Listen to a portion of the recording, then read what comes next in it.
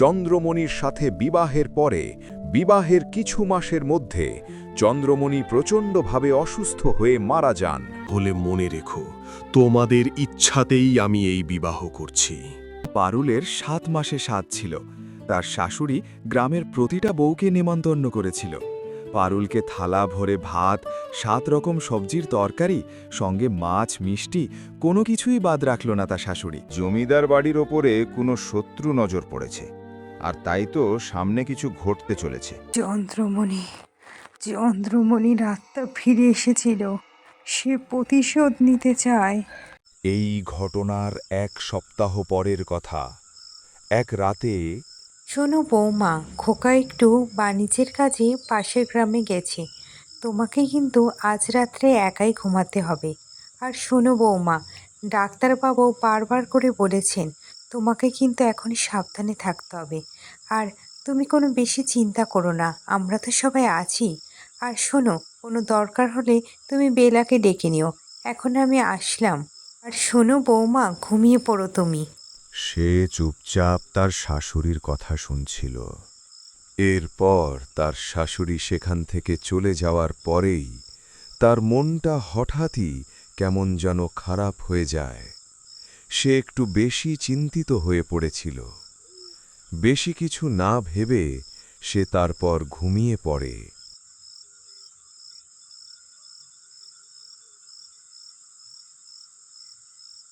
তার নাকে হঠাৎই একটা ধোঁয়ার গন্ধ আসছিল। সে উঠে বসল খাটে, আর চারদিকে ধোঁয়ার গন্ধ পেতে তার মনে হল এত রাত্রে ধোঁয়ার গন্ধ কোথা থেকে আসছে। সে খুব কৌতূহল হয়ে পড়েছিল। তারপর সে বারান্দায় এসে দেখতে এলো কিসের গন্ধ আসছে তার নাকে।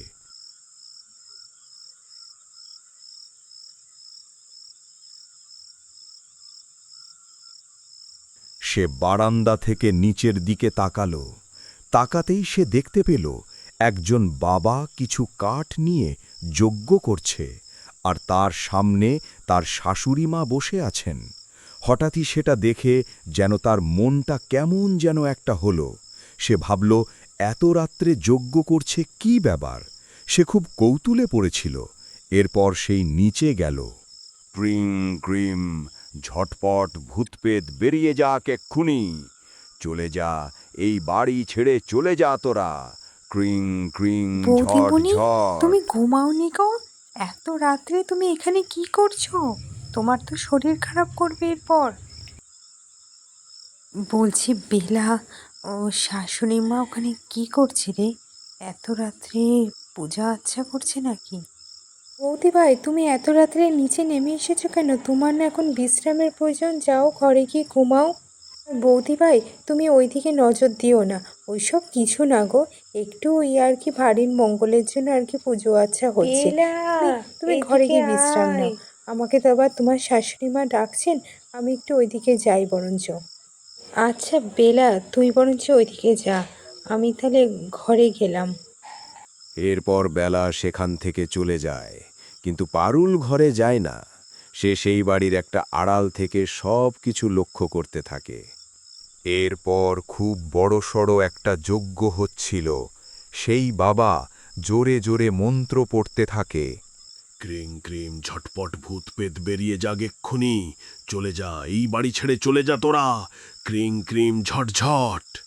বাবা, ভালো করে পুজো করুন বাবা, যাতে এই বাড়ির থেকে সমস্ত ভূত পেতের আত্মা বেরিয়ে যায় বাবা। করুন বাবা, করুন। ক্রিং ক্রিম ঝটপট ভূতপেত বেরিয়ে যাক এক্ষুনি। চলে যা, এই বাড়ি ছেড়ে চলে যা তোরা। ক্রিং ক্রিম ঝটঝট। এরপর সেই জমিদার গিন্নি আর বেলা দেখতে পারে সেখানে প্রচণ্ড ধোঁয়ার মধ্যে দিয়ে পারুল হেঁটে আসছে। প্রচণ্ড রাগের সহকারে সে তাকাচ্ছে। তার চোখগুলো রাগে যেন লাল লাল হয়ে জ্বলছে। যাব না, আমি কিছুতেই যাব না। এই বাড়ি ছেড়ে আমি কোনোদিনও যাব না। পারবি না আমাকে সরাতে এই বাড়ির থেকে কোনোদিনও। চলে যা, এই সংসার ছেড়ে তুই চলে যা। এই সংসার যে তোর সংসার নয়, এই সংসার তুই ছেড়ে চলে যা, নয়তো আমি কিন্তু তোকে ছাড়ব না, তোকে আমি শেষ করব। শেষ করবি? আমাকে তো অনেক দিন আগেই শেষ করে দিয়েছিলিস। আর নতুন করে কি শেষ করবি রে? তোকে এবার আমি শেষ করব। বৌমা, তুমি এসব কি কথা বলছো? তুমি এখান থেকে চলে যাও। তোমার শরীর খারাপ করেছে মনে হয়। নাহলে তুমি এরকম কেন বলছো? বৌমা, চলে যাও এখান থেকে। এরপর জমিদার গিন্নি তার বৌমা পারুলকে সেখান থেকে ঘরে যাওয়ার জন্যে বলে। বৌমা, তোমার কি হয়েছে? তুমি এরকম কেন করছো? এখান থেকে চলে যাও বৌমা, ঘরে গিয়ে বিশ্রাম নাও। পারুল সেখান থেকে উধাও হয়ে যায়, আর তখন চারপাশ অন্ধকার হয়ে যায়। বাড়ির সমস্ত আলো নিভে যায়, যজ্ঞের আগুন নিভে যায়। আর তখনই সেখানে দেখা যায় যে একজন প্রচণ্ড ভয়ঙ্কর দেখতে মহিলা সেখানে দাঁড়িয়ে আছে, যার চোখগুলো লাল লাল হয়ে জ্বলছিল। সে তখন তাদের দেখে বলে, ছাড়বো না, আমি কাউকে ছাড়বো না। আমি চন্দ্রমণি। আজ আমার মৃত্যুর জন্য তাই এই বাবা আসলে বেলার পর, যে কিনা আমাকে অনেক দিন ধরে মেরে ফেলার চেষ্টা করেছিল। এই জমিদার বাড়ি তারা কেড়ে নিতে চেয়েছিল। তারা চেয়েছিল এই জমিদার বাড়ির পুরো অধিকার তারা নিজেরা ভোগ করবে। আমি ছাড়বো না, কিছুতেই ছাড়বো না এই বেলা আর তার স্বামীকে। আমি কিছুতেই ছাড়বো না, কিছুতেই ছাড়বো না। চন্দ্রমণি, তুমি কি বলছো? কে তুমি?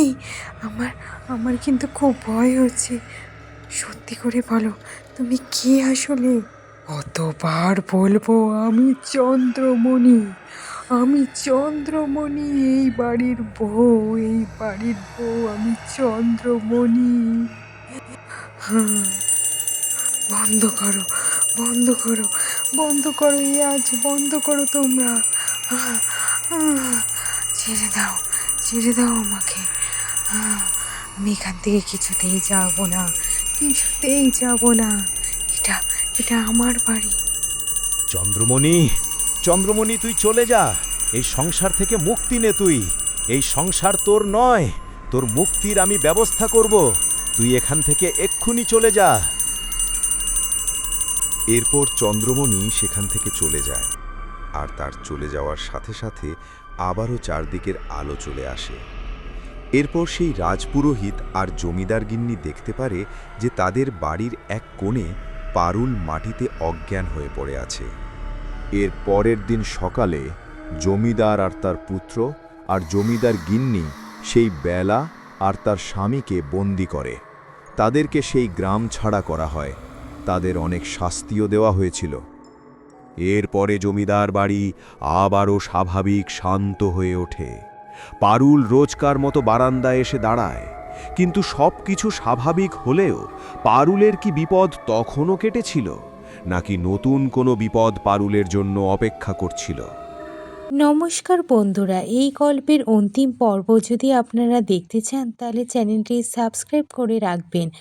আর হ্যাঁ, যদি গল্পটি ভালো লেগে থাকে তাহলে লাইক আর কমেন্ট করতে ভুলবেন না। থ্যাংক ইউ বন্ধুরা।